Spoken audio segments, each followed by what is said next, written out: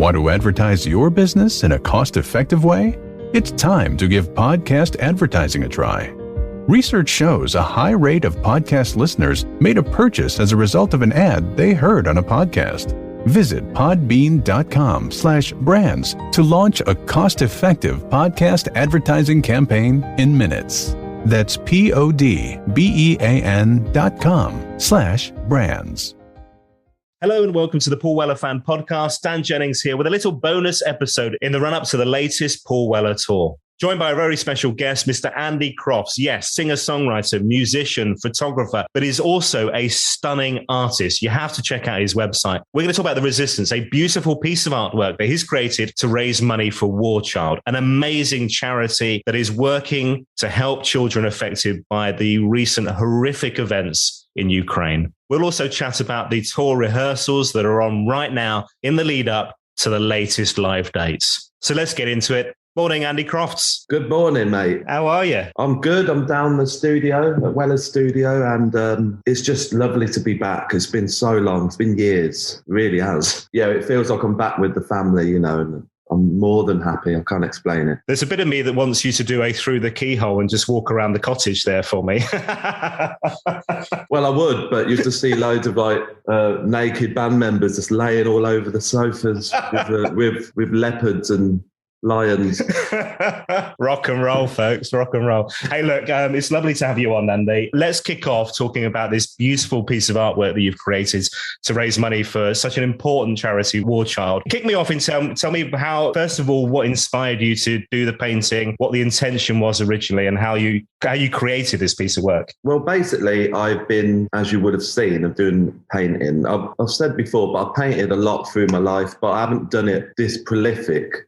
I've never made the time. So I've just been painting all the time and I love it. It's second nature to me. And then with all this Russian war rubbish that we're witnessing, I just thought, like every other human, I just felt helpless and it just bothered me because, I don't expect everybody to be able to do anything because you can't, sometimes it's just a thought that, your love and prayers are with these people. And it happens with loads of different things, different wars and stuff that they don't always care about in the media as much. Do you know what I mean? But anyway, as we're on the Ukrainian one, I was just reading all this stuff about bombing maternity hospitals and mental wards, and it was bothering me. I was just it was playing on my mind every day when I was doing something which was meant to be nice. At the back of my mind, it was just you're doing something nice and they're doing something really, they're having a really bad time. So I just thought, what could I do? Then I just thought, well, the only thing I can really do, I can't write a song and make any money because no one will buy it. But if I do something like a painting, that's very personal and, and it takes time and emotion and all that sort of stuff. So I thought I'll just do my interpretation of the Ukrainian flag. I thought of War Child immediately. I thought I'm going to do this for War Child because we've worked with them before musically. So I just thought, great charity I believe in. So I wanted to just make a piece exclusively for them. So far, I'm really happy with how it's doing. It's on $5,500, I think.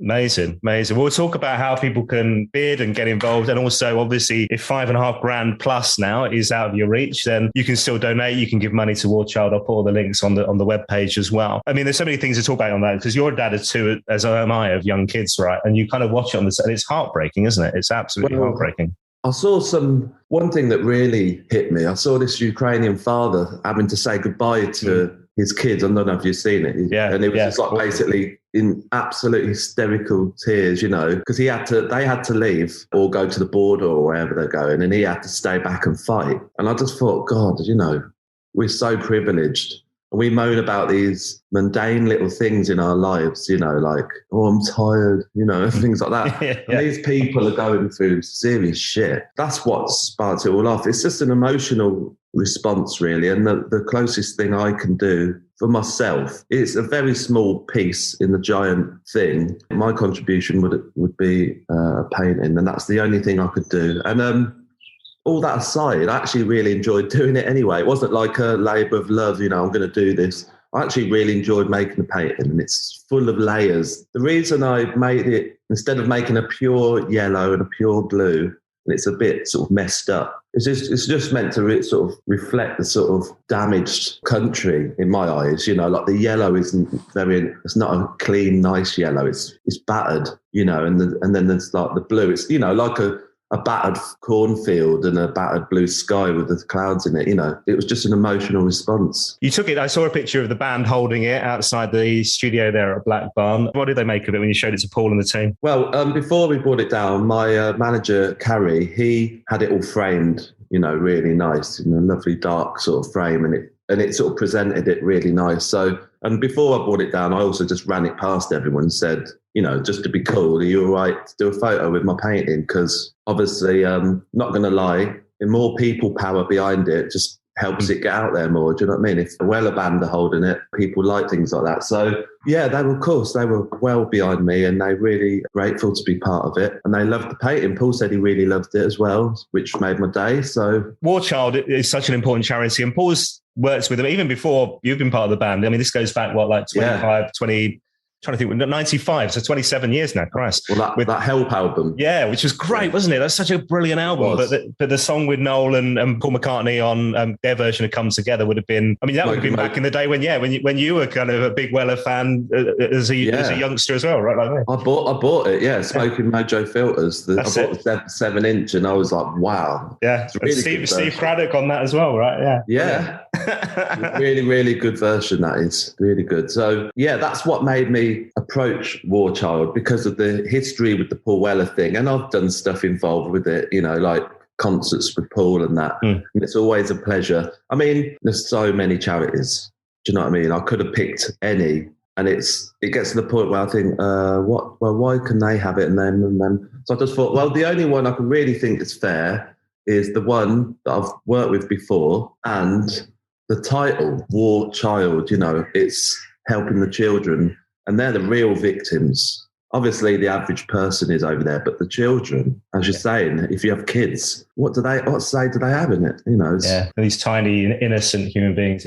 It's so frightening. It's so awful. Hey, look, well, the auction carries on till Sunday, the 10th of April, 8 p.m. Sunday, the 10th of April. It's an amazing cause, obviously, amazing charity. They're doing some incredible work. I'll put it all on the show notes for this chat on the website as well. We also have to talk about happier times. I mean, it seems weird and glib to kind of move on to the fact that you guys are going out on tour, but for us, you know, obviously, it's an exciting time as a Weller fan. It must be so much so because you obviously missed the last tour. It's been a while since you've been in a band live, right? So it's been so long. I've just gone through all kind of mental challenges. In honesty, having all that time off, you go through all these sort of phases in your mind. Like at first, it's a bit fun. You know, the first lockdown, you're like, oh, this is a bit loopy. Everyone's going mad. And then it gets to the point where things start to ease off. But because of Tara's condition, it didn't ease off for us. Do you know what I mean? So it started to weigh down on our minds a bit that the rest of the world is trying to carry on and we're not. So, you know, it sort of mentally took it out of me a bit creatively. And then seeing the band go off on tour without me, that was tough. You know, obviously I'm happy for them, and Josh did an amazing job on the bass. I love him to bits. Do you know what I mean? So that was good. But,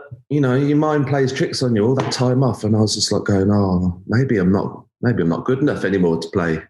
Maybe it's been too long. Maybe it's time to back off. You know, it's started thinking mental things like that. But then again, just going back to painting slightly, me getting my brushes out and my knives out again, that sort of saved me my creativity big time, because I can play guitar anytime. Well, if my girls let me, I can play, you know, and I'm always writing music in my head. I can write a song in my head before I touch a guitar, you know. But the painting was like a different thing. It was like emptying the inside of my mind onto the canvas. Do you know what I mean? That's why I connect with abstract, because I believe it's a complete, honest print of my brain onto the canvas at that moment, you know. So that saved me, actually. That gave me a lot of sort of strength in my brain back. Obviously, with this tour coming along, and knowing that I'm going to be part of it, I slowly got back to me again, you know. Yeah, it's a weird one. All that time can really mess with your mind. Yeah, no, I bet. Because you're so isolated as well, right? So the only thing you've got really is, you and what's going on in your own head, right? Exactly. And I live in Worthing and I don't know anyone down there. So it's not like I've got a bunch of mates from school or whatever I can hang out with. Literally got no one down there to hang out with. So I just hang around with Tara and the girls 24/7. Yeah. So, you have to create this little world in your head that keeps you sane. And that's why my music and painting is a saviour. It's not a negative thing, though. There's good things come out of it. Obviously, you get to spend more time with your family, but it is tiring. It's unhealthy, I think, to be in one thing for so long. Everyone will relate to this. Tonight, Royal Albert Hall, there's another charity, really important charity, the Teenage Cancer Trust. So you guys are supporting Madness. That's pretty cool, right? Yeah, I can't believe it. I'm such a huge, huge fan. And I saw Suggs yesterday. He popped in the studio. We were just, hanging out a bit. As you do. Yeah. Well, I hadn't met him before, so it was quite a big thing for me. Paul and Suggs are good pals, do you know what I mean? I think from back in the day. Yeah, that was pretty surreal. But, I'm a massive fan of Madness. Do you know what I mean? A big part of my life, big part of everyone's life in England anyway. When I found out we were playing, because it wasn't told to us until it was announced. When it was announced on the internet, we were told the same day, I think. So I was like, no way, I'm doing a gig with Madness. I know it's not the Madness we all remember.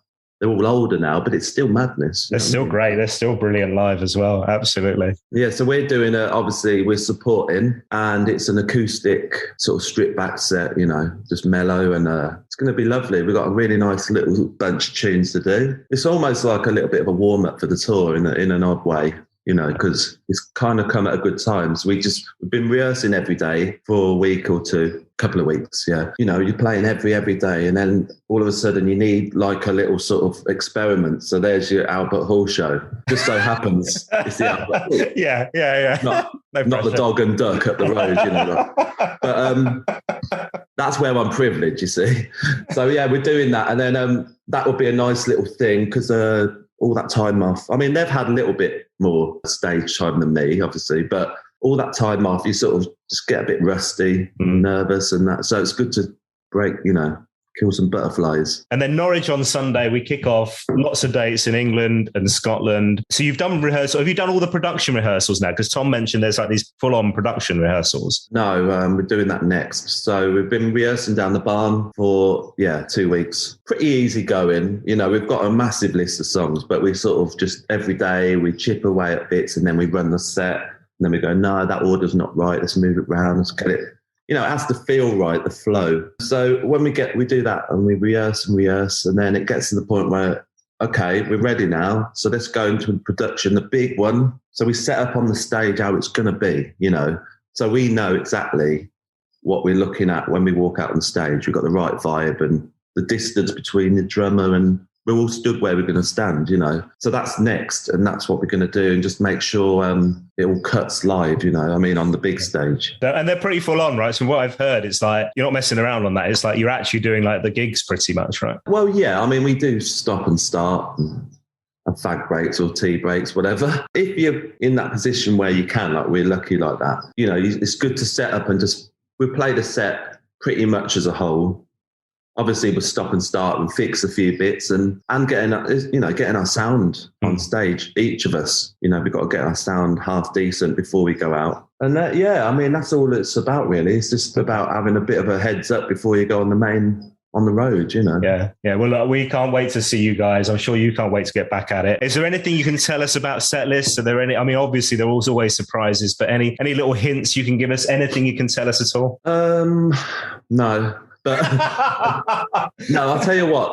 It's all I can say. It's a good set list. It's had a lot of brilliant albums out in the last few years. So there's obviously some goodies off of them, and there's a few oldies. That's all I'm going to say. Okay. Well, yeah, as you expect. I said to Tom, I want to hear Fat Pop live. So if you can have a word, because I think that's great. I'll have a word just for you. Just for me, right? And if you need anybody to come down, because I'm taking hints from Tom and how he got the gig with you guys making tea. If you need anybody to come and make tea for the production sessions, I am available. My tea making skills. I've been practicing for weeks now. My tea making skills. Yeah, yes. We like our tea. I've heard that, yeah. But I bet you cannot wait to get back out there, right? Oh God, yeah. I can't wait. I've been thinking about it every day. And as we're getting closer, it's almost like coming up to Christmas for me. It's that sort of, I've got that excited feeling because it feels like I'm all sort of restoring my myself. I feel like I'm the broken jigsaw of the last few years. It's slowly, I'm slowly picking up the pieces and getting it all back together and becoming me again. I'm not just sitting there in a trackie in a hoodie, just looking like a bloody down and out. I'm sort of, I'm coming back to life. So, on a personal thing, I feel great, but as a whole thing, we just can't wait. We just can't wait to play, and that's what we're born to do. It's everything to us.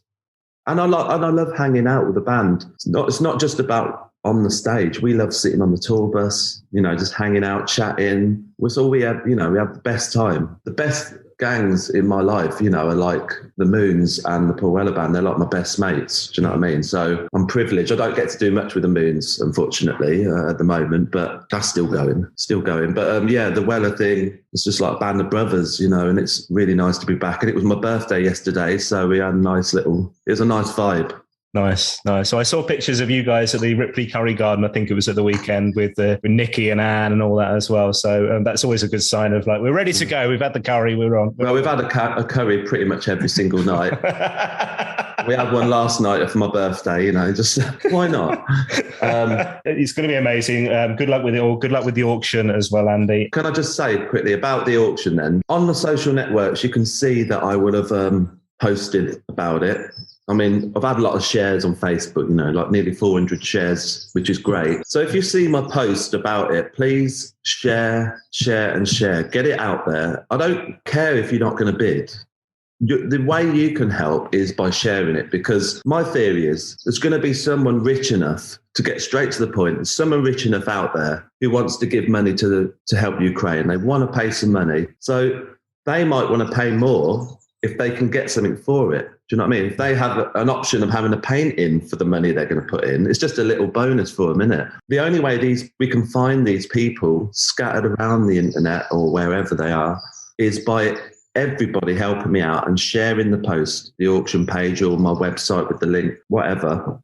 Just share it, because the more people that see it, the more chance that one person's going to come along and win the bid at a decent price. And then that will help, I'm sure it'll help numerous families. I'm not sure exactly because I don't know. Certainly not going to beat Leonardo DiCaprio's 10 million, but do you know what I mean? But it will make a difference to someone. And I'm putting my heart and soul into this piece, and I really want it to raise some money. I wanted some people someone to benefit from it. Even if it's one child, one child has something better for one day.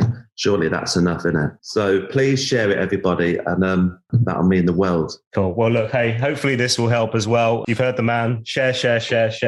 Enjoy the tour. Obviously, you will. We'll enjoy seeing you, Andy. I'm looking forward as well to hearing about what the playlist is on the tour bus. If you need to listen to any podcasts while you're on the tour bus, you guys, there's a few I can think of. Just saying. I haven't listened to Tom's yet. Actually, I need to listen to that. Tom's great. We've got Gary Crowley coming up, Tufty coming up as well. So there's some good ones on the way. But thanks for your time, man. My pleasure. Well, keep it going. You're doing amazing. It's a really good thing. Trust me. And we'll speak soon. Yeah, and you never know, the main man by the end of the year, I reckon. Who knows? We'll see. Well, you keep going, mate. You keep going. Lovely to see you, Andy. Take care. Yeah, see you later. Well, there you go. A little bonus episode of the podcast. My thanks once again to Andy Crofts. Do check out my website, Paul Weller Fan Podcast, for more details. And if you can, share the post, share this episode on your social media channels. It all helps to spread the word as well. Thanks for listening. I'll see you next time.